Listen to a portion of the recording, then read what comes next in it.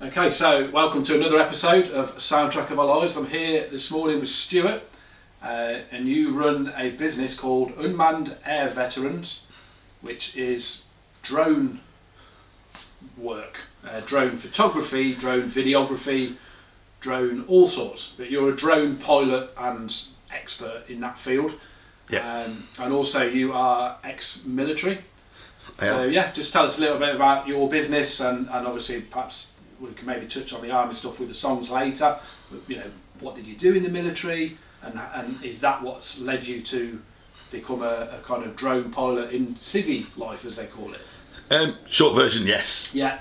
I was an army drone operator from 1998 was the first time I did a drone course. It was like ground school back then, so I was a ground operator, so I helped build and maintain, the equipment before we took it to Kosovo in '99. So when you say help build, so you were actually building drones? Yes. Is that what we're saying? Yes. So they would be in a huge box in like a shipping container. Yeah.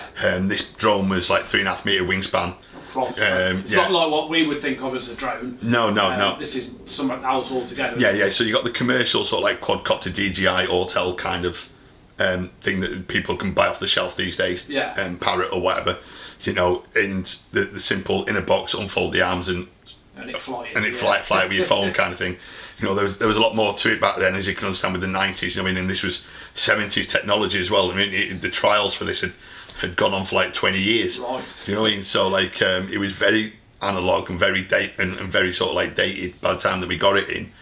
And it was only in service for about 5-6 years before they moved on to smaller polystyrene versions that you could hand launch. Yeah. Again, fixed wing to bigger ones that needed a runway. So, although that's not something I signed up to do when I joined, it's something that became a passion. Yeah. And it was one day that I was watching the British Open while sat in a tent in the middle of Afghanistan. I'm in some downtime that I was watching. We noticed that's a drone shot. It was a phantom, the DJI Phantom shape. Yeah. You can see the shadow on the floor. Shadow, yeah. Yeah, and I just looked at my mate and I said, this is what we're doing. I didn't have many years left in my career at that point, and I was like, this is the future. Let's start making a business out of this. Got to get into that. Yeah, got to get into it. Going, yeah, and then some years later, 2019, recently celebrated our 5-year anniversary. Yeah. We've had our ups and downs with COVID and weather not being generous. So it's been a tough ride. So although we started off as a service provider, so we'd be aerial imagery for inspection surveys, or for pretty pictures, for videos and people just they've got nice properties. Can you come and do this for for us? High-end properties. Yeah, high-end properties and stuff. Yeah. So there was that side of it. So in the last sort of 12 months, we've been looking at a change. During COVID, we built a veteran drone. So everybody that's in this network have either served or still serving as a reservist, or waiting to get out. And they are part of a drone network now where we sort of peer support as well, a bit of mental health and stuff like that. We've all seen stuff that nobody wants to see. Yeah, if you're in that, because obviously as a civilian, you're not exposed or party to that, and you just have no idea. I have no idea what you guys have seen, witnessed, experienced, and you need to talk to people who've been through it. Yeah. It's very important, because otherwise you'd have no idea, understanding. It's the empathy, do you know what I mean, that you get, respect. I mean, sometimes you can share in detail what you've done and what you've seen, because it might be something similar to what somebody else has done. Yeah. But when I went away for therapy to combat stress in 2017, it's like a 6-week strong therapy package up in Ayrshire. They advised that you didn't share each other's stories in case you triggered a bad memory with others with someone else. But we've found that actually sometimes it's good to get it off, because you don't know how similar some of your stories could be, and then you can work together with that, bounce from it, it's that kind of it's almost a kinship, isn't it? Yes. In that it's a shared experience, and by sharing it, that having both been through it, and you can both help each other or a group of you overcome it. So what a great group. Yeah. So we were started off at 3 or 4 strong. Yeah. Really, as a sort of online, sort of chatting to each other when COVID kicked off, and then we've grew. We're touching 30 operators now.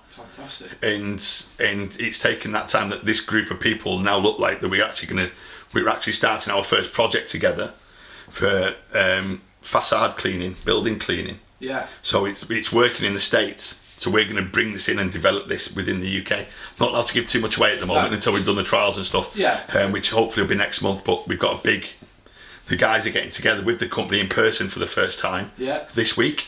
Unfortunately, I can't make it, but you know what I mean, I'm quite happy with the fact that I've put the people together. Yeah. You know what I mean? And we've had that initial sort of like online meeting and get together and ask the questions on what they're expecting and what actually you can and can't do. Yeah. You know, so we've done that bit. We've signed NDAs and hopefully, you know what I mean, once they've had this in-person meeting on tomorrow. Yeah, Tuesday today, isn't it? Yeah. As we record this, so yeah. Oh, is it? No, it's today actually. It's the 23rd, isn't it, today? Yeah. Yeah. So actually today, It's happening today, yeah. right? So it's happening today. Yeah. They're all on the way down to Waterloo to Basingstoke. Yeah. You know what I mean, to have this meeting today, like, you know what I mean. So fingers crossed. Well, it sounds exciting. Yeah. It sounds exciting development, and I hope it goes really well. Thank you. Because you know, I've known you a few years now through networking, and I've flown a small commercial drone. It's not that easy, as well. I don't think people quite understand it. Isn't, you know, I know these little ones that you put up and put on your phone, but to do something with it, it's not that easy. So it is a bit of a skill to develop, and it's, you know, it's great that you've got now a network of people. Of drone operators who are all experts in it, and that's going to help you kind of cascade out for services. Yeah.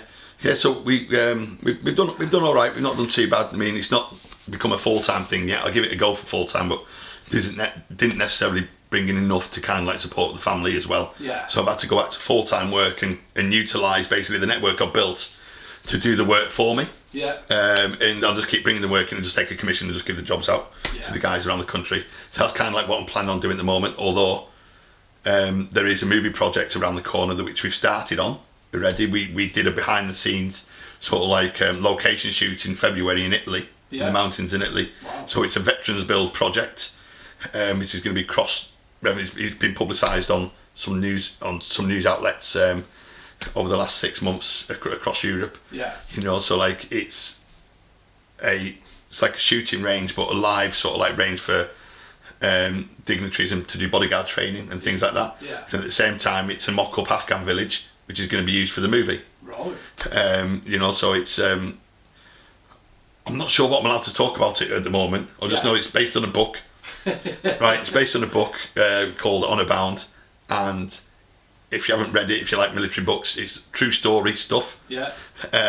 You know, it's about. No, I can't.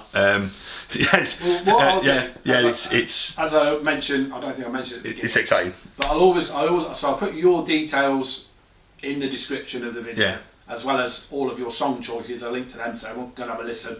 But if anyone's got any questions about drones and drone work and the veterans and things, obviously if they just get in touch with you via the link below, when this video goes out, which might be a couple of weeks from now, you might be able to release more information, etc, etc. And if it's a project that someone's interested in, or they want to work with you, they've got something that they need doing, obviously they can get in touch. I think that's probably the best way. If you're a bit unsure, obviously some things you might not be able to say because it's still ongoing. Yeah, that's probably the best way of doing that. Yeah. Cool. Okay. Right. Well, we're going to jump into song number 1 then, Stuart. Yes. I mean, what a band. You've picked Oasis and Slide Away. I'm a massive Oasis fan. Why did you choose? I mean, you picked all sorts of songs from these guys. So why this particular song? I'm actually feeling emotional before I've even started talking about this, and just hearing yourself, like, you know, because I think Oasis for many young teenage boys in the 90s kind of hit home for, you know what I mean? And I think coming from the northwest of England as well, you know, like there was a lot of relatable, even though when you listen to definitely maybe as an album all the way through, there's lots of gibberish lyrics in there. I mean that don't really make sense, but it works, and somehow you connect to it. You know, and you hear, and you can hear the passion in the guitars, I don't care that people say, oh yeah, he just ripped off T-Rex or the Beatles or whatever. Like, I mean, I don't care how he's put it together. Yeah. How Noel built these songs in the shed of the bottom of a garden, you know, to become what everybody sort of like loves now. Is just, I mean, it's just amazing. I mean, that album will still be around in 50 years' time. It's a masterpiece. It's an absolute masterpiece. Yeah, and for me, I think that Slide Away is an absolute hidden gem on that album. Yeah. For those that have only ever listened to the singles, yeah, you know what I mean, and haven't really sort of like dug deep into Oasis sort of like folklore as such, I suppose now, you know, they're missing out. Yeah, they're missing out because Slide Away was a B-side on with my favourite single, which was Whatever, which was a track in between albums, you know. So although Slide Away is on the album, you know, Whatever wasn't at first. You know, it was a gap filler whilst they were waiting for What's the Story Morning Glory coming out, wasn't it? Yeah. You know, so like it was a B-side for that, and it was a live version, and you just sort of like, and you're like, this is amazing. Yeah. It put me somewhere that, growing up listening to music, strong music influences, like with my dad and my mum and my uncle, you know, that I'd never been before listening to a song, and that's when like I changed sort of like this dance kid, you know, like the rave culture, the rave scene to indie and rock and whatever. We're talking, you know, we were just saying before we start recording, so we're talking early 90s here, aren't we? We're of a similar age. That early 90s rave scene was phenomenal, and then this comes along, Oasis, and it was just mind blowing. I can't think of any way to describe it. I mean, what the hell? Just out of nowhere, like bang. It was on a free CD as well, like Q Magazine. Do you know what I mean? And this and a couple of other songs like One Love of you know, Stone Roses and that, and I said to my uncle, I said like, listen to this, and he went, I've heard, but you had to find it yourself first. Yeah, you've got to come across it. You've got to come across it first, but now you are. Listen to this album and listen to this album, and I was like, yeah, right. Just gave me this list, and I was like, this is amazing. Do you know what I mean? And I ended up going back to the '60s and listening to Pink Floyd. Yeah. You know, and then the next album I bought was the Pulse Tour live album. Just takes you on a journey, doesn't it? So it's just suddenly, and it's that, and we've a few people have said the same sort of thing when they're picking songs on this podcast. Yeah. You hit this moment where you pick, you know, you listen to a few songs and you've got influences from parents or older siblings or whatever, and then you just come across a song or an album or an artist that is like, it's your music, and it's suddenly right, this is all about me. Nobody else can listen to it, it's mine. Yeah, this belongs to me. This is, and that's that moment of just like, God, and it's a love song. Yeah. Do you know what I mean? And you're like, and as a young teenage boy, you don't do love songs. No, you know, don't do that. No, they got girls walking around singing Celine Dion and stuff.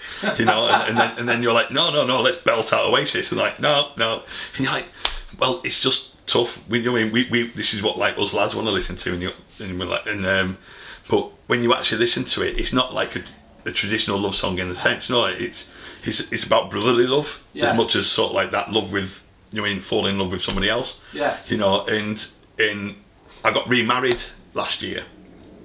Was it last year? Better get this right. Yeah. So we got married not so long ago, and the last song that we had on, we got all of our family and all our family and friends in a circle on the dance floor. We're Slide Away. We're Slide Away, and that bit at the end when it fades out. Do you know what I mean? I went round to every single one of them and did that individually to each and every one of them because everybody in that room meant something to me. They were all important. Yes, they were all important to me, and they were all part of that love song for me. That's phenomenal. And that's it. That's what it's all about, isn't it? Yeah. It's about people in your life and that are important and they're around you at key moments. Yeah. Yeah. It sounds like a hell of a night as well. It was. I mean, COVID taught a lot about your family and friends, didn't it? Yeah. I mean, those that remain close and those that you stayed in contact with for that 18 months of craziness, really. Yeah, that weird time. So like those people that stayed close and you stayed in touch with and were constantly there, got the invite. You know what I mean, to us. They were there, and we didn't have any more than 30 people sat down with our meal. No, and that's nice and one long table, King Arthur styles. You know, like in a room, and then we had like 50 odd more people that came for the night, dude. Yeah, and then people come along to the evening party, don't they? Yeah. Fantastic. we're gonna zip back a little bit in time for your second choice. And for anyone who doesn't know me, you know, I'm like you, Stuart. My 90s and the noughties were the era of music that I kind of grew up with in my real formative years. But as an era, I love the 80s more than anything. I love the 80s, and you've picked a really good 80s track here. Deacon Blue, Dignity. Yeah. And what was the reason for picking this one? It's just memories. Me, my mum was a single mum back then, like putting up with two boys that are 18 months apart in age. You know, like so. An older brother or a younger. He looked older, so bless him. Big paper round. Big paper round. Yeah. Funny enough, I was the one who did the paper round. He couldn't hack it. Like, you know, did it for a week and was like, no, that's not for me. No, that wasn't his cup of tea. Yeah, not his cup of tea. But he's you know, loving to bits, and what he's achieved now and what he does now, I'm really proud of him. You know, what does he do? He's a sales guru. Yeah. Up in the northwest. You know, he's one of these that like he'll guarantee you sales. Yeah, real. If his methods don't work, then you don't take the money. Yeah. You know what I mean? He stands by his. Stand by his skill sets. You know, and through 20 years of working for various sales companies. Yeah. You know, in various sales roles, and he just went, I'm going to do this on my own. Yeah. You know, and again, the last 4 or 5 years, he's absolutely took off. Absolutely nailed it. So really, really proud of him. We can pop him in the description as well, of course. He's your brother, you know, and we'll pop a link to his socials. Yeah. So anyone up in the northwest that's looking for a sales specialist, well, it doesn't have to be the northwest. Don't have to be the northwest. No, he'll travel all over. Where in the northwest are you from originally? Well, say originally, it's a weird one for me because as we were speaking about before, my dad was in the army. Yeah. So like I was born in Germany, so like I was a bit of a, what we call like a pads brat. So I moved about a bit as a youngster. It weren't until when my mum and dad split up that my mum took us back to where she grew up, which is West Brom, Tipton. Yeah. You know, so we were there as at younger years, most of the 80s. Yeah. And then on my 10th birthday, we moved to St Helens, which was my dad's side of the family. Yeah. Better schools, better life. Yeah. Secondary school and that. So that's kind of like what my mum's thoughts were moving us up there. Obviously, me and my brother didn't really care really at that age. No, it doesn't really matter to you. Yeah, we weren't that fussed, and plus we had family up there as well. Like, so it weren't that big a deal. And being Evertonians in the West Midlands. Yeah. You know, not by choice. You know, it's a birthright. You know, I mean, for those that are Evertonians, understand that. Yeah. You know, like we're generation and generation of Evertonians being passed down. Yeah. You know, so like, cheers, Dad, for the torture for the last years and that. You know. But I was lucky enough to witness the good years in the 80s. Well, like the 80s. I was old enough. Old enough. You could see that.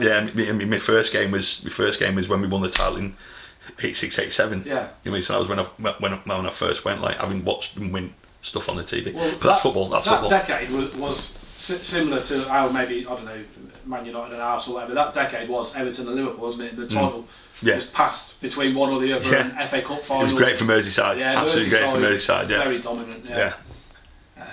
So this is you guys now. You're back up in Merseyside. Yeah. In the songs, back to the songs. Yeah. Yeah. So my mum had a job where she would have to drive around a lot in the evenings after school, and we would either have the local radio station on or tapes that you used to get in the old Britannia tape things that used to mail order. Yeah, the mail order. Britannia things, mail order Britannia. So we used to get and we got like a Deacon Blue greatest hits once, and we'd have it on a lot because my mum was a fan of the band. Her influences were Motown, really. Like, I mean, she loved Motown and the Jackson 5, and that kind of stuff, you know. But in the 80s, you know, she loved like a bit of Kate Bush and Wet and Deacon Blue, you know, and all that kind of jazz. So we Dignity was one of those songs that we always turned up and sang together as a three. And regardless, you know what I mean, what bickering that me and my brother were up to on the back seat, it didn't matter. You know what I mean, this song came on, we'd sing together. So whenever we have a party event, a family event, and we're all together, you know, the two, for me mum, we whack this on, and me and my brother, do you know what I mean, as a three, we'll give it a bit on the dance floor, and everyone's like, I was, you know, the family karaoke special. The family, pretty much, yeah. And it's also as well back then, you know, you were sat in the back of your car, there was no seat belts. You just slide along, slide along on the bench seat round the corners, weren't you? Everything was a bit different. In a caramac coloured. Was it caramac? Caramac, yes. It was Austin Allegro. You know, yeah. So there were no headrests or nothing in those things, like leather seats. As you say, just slid around the back seat, like, you know. Sliding, weren't you? One side to the other. Yeah. Which added to the annoyance of me of each other. Yeah, because you bump into each other, wouldn't you? And, Mum, is it me? No. It's a sliding seats, Mum. Yeah, just a straight wedge in the corner. That was it. Good times. And the colours of the car as well. Like, I remember we had a very pooey brown Renault 16, I think was a car we had with a column gear change. But the same thing, bench seats, and you were just sliding uncontrollably across the back as the music was playing. But the memories were unbeatable, weren't they? Yeah. Okay, your third choice for the day, bit of ocean colour scene you've gone for, and the day we caught the train. So, what's made you pick this one? And I mean, your songs are all phenomenal. Well, what can you not say about Moseley Shoals to start off with? Yeah. You know, it's again, it's one of those. I think one of the undervalued stars of the 90s. I think, and still now. I mean, the fact that Simon and Oscar still tour and perform these songs every year, you know, is phenomenal. And as we touched on, you know, like in my military days, you know, it was quite hard for me to commit and book tickets not knowing what was going to be happening one year to the next. Like, you know, like we were constantly away or going on stuff. So you could just be called up. Yeah, so I played it safe and didn't really book any gigs apart from Reading in '99. Yeah. You know, so, and that was only because we came back from Kosovo and we got told that we weren't going to be touched for 4 weeks. Like, you know, so it was like, right, Dad, sort this out for us. Gig, Dad, sort these tickets out for us when we get home. Like, do you know what I mean? Me and my mate, and so we did. But '96, you know, to not choose a song from '96, when I think that's the best year of the '90s. Yeah. When you had the Euros, it was the summer I joined the army, went on basic training. You know, there was just so much that kind of like happened that year. I lived with my dad properly. You know, like he got me a job. He got me a gym membership, training, you know, to get me fit for the army. To prep for the army. To prep for the army. You know, and it was in a village in the middle of nowhere, but there was like army camps that was all nearby. An army camp I ended up being posted to. Do you know what I mean? There was like 3 miles from my dad's house. You know, like, which is great for my dad. Like, he loved it. But bizarrely, didn't see each other for 6 months. Do you know what I mean? Even though I was on the doorstep. You know, well, yeah, he was good times. But the song itself, you know, The Day We Caught the Train is a modern day masterpiece for me. It's completely robbed of the number one by the Spice Girls. When they decided to like pop their heads up, you know, like Wannabe, was it? Yeah. You know, and it's a song that whenever it came on, the pub that we was allowed to not underage drink, but allowed to go in and have a shandy or a coke, like, do you know what I mean, and stay a bit late. Do you know what I mean? It was always on the jukebox before I joined up. Yeah. And whenever we had 15 minutes of spare time in training, you know, like we would nip to the local Naffy bar, and this song was on every night at the same time. So like I'd be in there, get my fix, get in at that time. Yeah. You mean just like buy some new boot polish or whatever, or a new flat, or a new flat, like whatever I didn't need because I had plenty of, but I wanted to go just so I could have 5-10 minutes, listen to this song, have this song blaring, song blaring away with a couple of us singing along to it, and then go back to polishing and cleaning and being shouted at and stuff. You know, so it's and to be able to go and watch them for the first time a few years ago when they did the anniversary tour, and they played Moseley Shoals, all the old venues. You know, so we went to the Custard Factory, listen to the album in full, the whole album in full, how it comes out. Do you know what I mean? Not literally like jigging it about. So you had the Riverboat song, and then you had this. Do you know what I mean? And amazing. I looked at the wife. Who's very much into like a dubstep and D&B kind of thing. Like, but she was there with me, and I just looked at her, and there was a tear coming out my eye, and she just sort of like said, "You stop." You know what I mean? I don't care. You know, it's just special, isn't it? Yeah, it was just absolutely special. So yeah. Yeah, and like you say, what a year. Loads of stuff going on. The Euros, and I know obviously we didn't win that tournament, but it was an amazing tournament. Yes. I was actually watching that again on YouTube the other week before the final, which we won't talk about. Britpop at its best, and then you're off to the army. And so when you join the army, what do you kind of go in as? Do you just sort of go in and you just a recruit? Yeah, just a recruit. And then everyone's the same, and you have to serve some time before maybe you go and do something particular, or do you have something in mind, like I want to be, I'm showing my ignorance of it here, an infantry, or I want to be, I want to go towards a pilot. I don't know. The RAF's different, isn't it? But, so how does it work? You just sort of get in and then you get sent wherever? Yeah, so you start off with expressing what you feel like you want to do when you go to the careers office to start off with. Yeah. And then by the time you go to basic training, it all depends again, Army, Navy, RAF, 3 different types of basic training. At the time when I joined up, there was one set of basic training for the Army, and it was 10 weeks long at an Army training regiment. And you just got, and everybody at that stage is a recruit. Yeah. But you tended to go into whatever cat badge you were that you were assigned to, basically, that you wanted to go into. Yeah. So I went down to Purbright in Surrey and did 10 weeks with loads of other Royal Artillery recruits. Yeah. And we were the first people at Purbright to actually, the same people that started, finished, no dropouts, no inclusions. Oh, the whole none of us dropped out. Cohort got through. Yeah, the whole cohort got through. Yeah. We were the first ones to ever do that, and we got recognition in the RHQ's manual book. Yeah. I mean, so First time. Rogerson Troop in '96. Yeah. So like we were. So like it was quite remarkable that we managed to do that, and it was a glorious summer as well. The weather was brilliant. Yeah. So like it made training hard at times because of the heat, but at the same time easy because you never got wet. Yeah, because you weren't getting drowned in the rain and miserable things that you can... Yeah, so it's always grateful.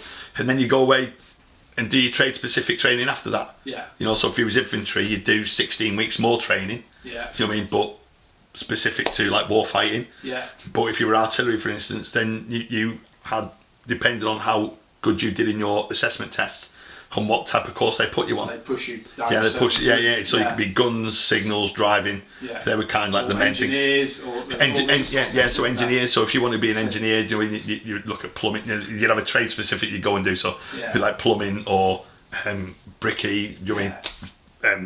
Diggers. All that kind of stuff. Quite variety. I mean, if you're interested in being a labourer, for instance, when you leave school. Yeah. I would recommend joining the engineers, learning the trade through being an engineer. Yeah. Right? Do 5-6 years, see the world whilst doing it. Yeah. And then come back and you will be more qualified than anybody else at your age that would have done apprenticeship. You'll be up to the eyeballs, qualification. Yeah. Crazy. Yeah. Yeah. No, it sounds quite a good path. And not a dangerous one, I wouldn't have thought, either, with that kind of trade. So. The engineers will tell you different. No, still on the arm because I don't know. They're doing like the first ones in, last ones out. So go on to your fourth choice of song then, and we're on to. This is an absolute anthem, isn't it? Blur, Part Life. I mean, go-to karaoke song. Yeah, it's the one, isn't it? Yeah, for those that aren't blessed with a great voice, do you know what I mean? To get up, I've actually won a bottle of wine doing this. Oh yeah. Yeah, I was. Doing the dance and everything, like knees up to the chest, giving it full Damon, giving it full Damon. Do you know what I mean?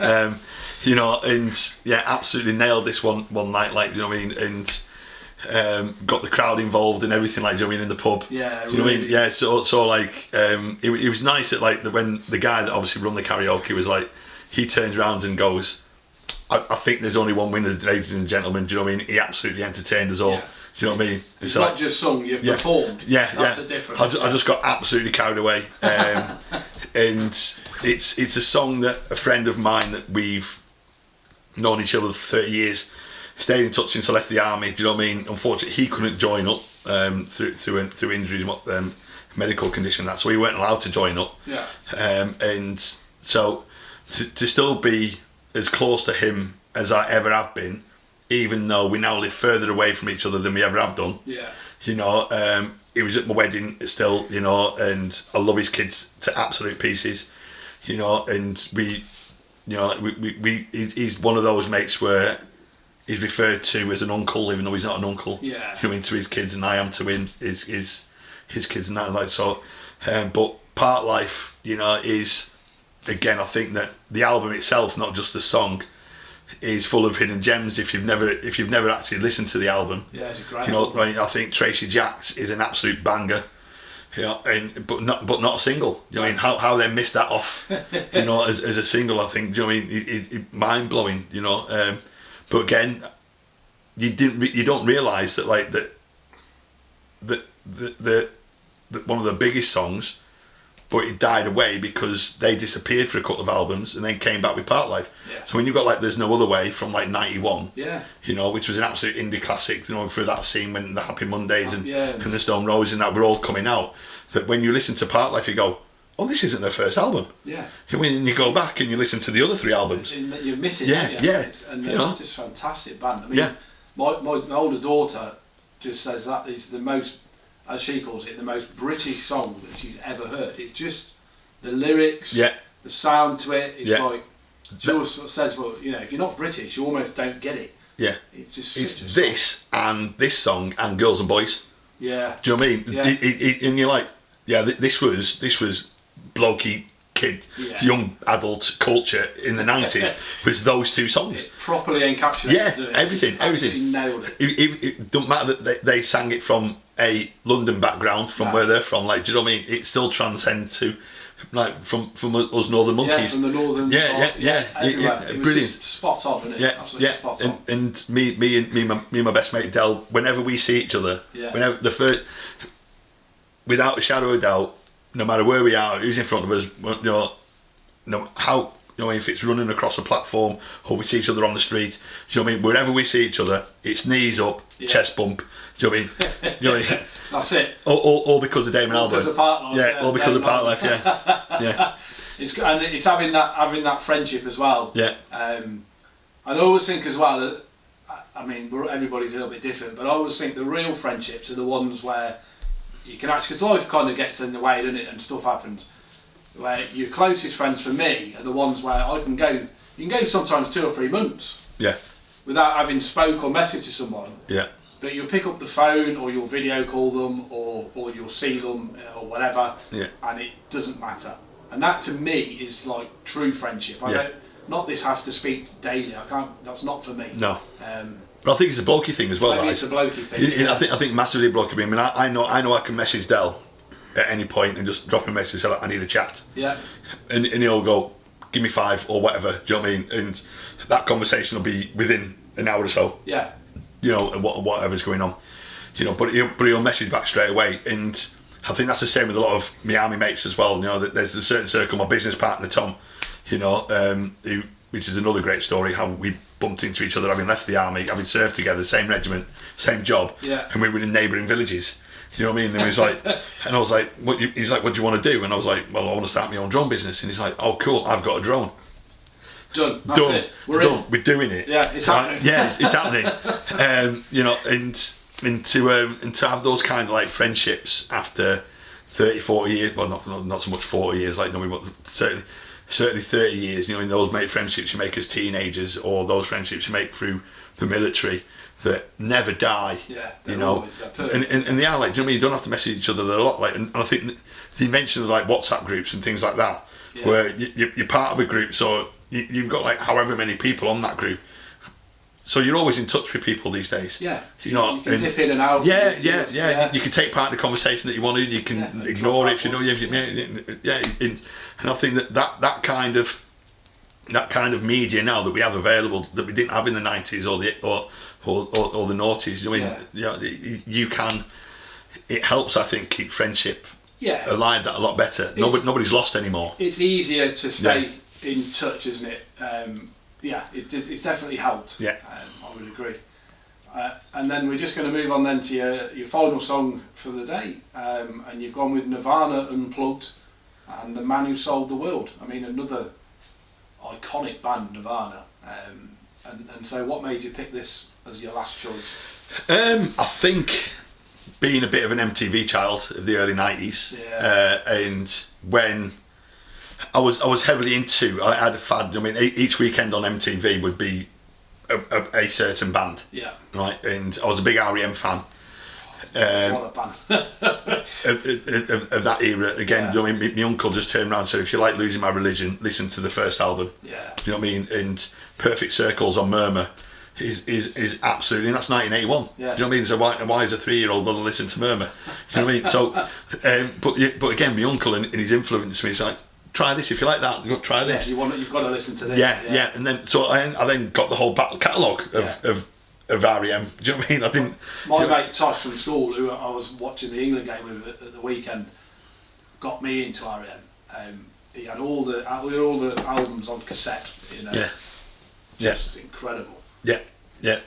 But Nirvana. Sorry, yeah. And this so like on this one weekend was about Nirvana and Kurt, you know, and I love how you can kind of go from like a heavy rock and really break it down and make it acoustic. Yeah. You know what I mean? And still have that same vibe.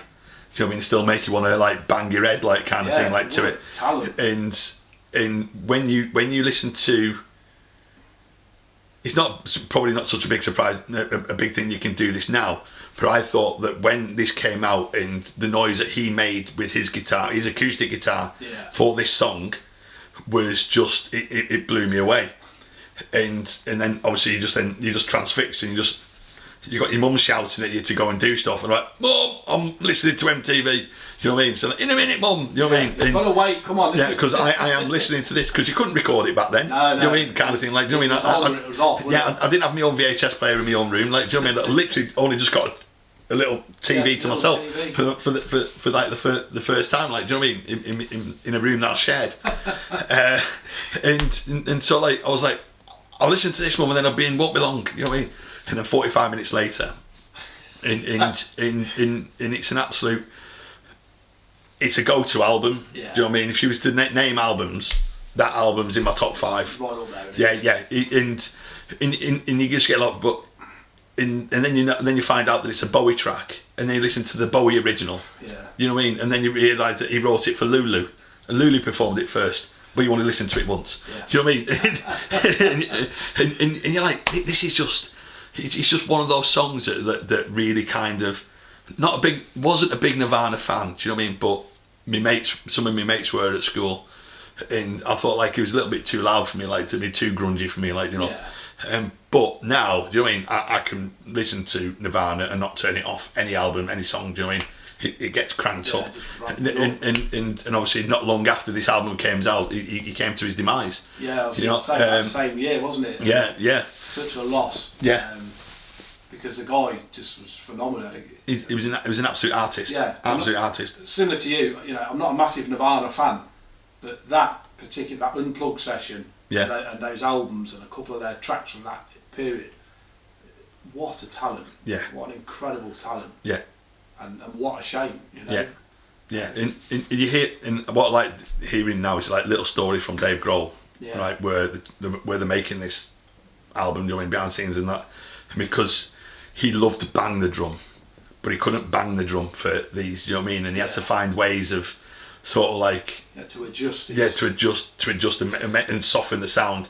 You know what I mean? So he could still hit it, but it didn't deafen everybody in that small room, like kind of thing. Yeah. You know, and where we saw like he was things like chopsticks or things like that. So he's getting like chopsticks taped together, like loosely taped together, so he could get that little bit of a rattle. Just to change the sound. Just the sound. Just to change the sound. You know, and you see him in the background just slightly caress the drum, like, do you know what I mean? As opposed to like full mayhem. Not rage mode. Not a full like Wolverine mode or whatever, like on the drums.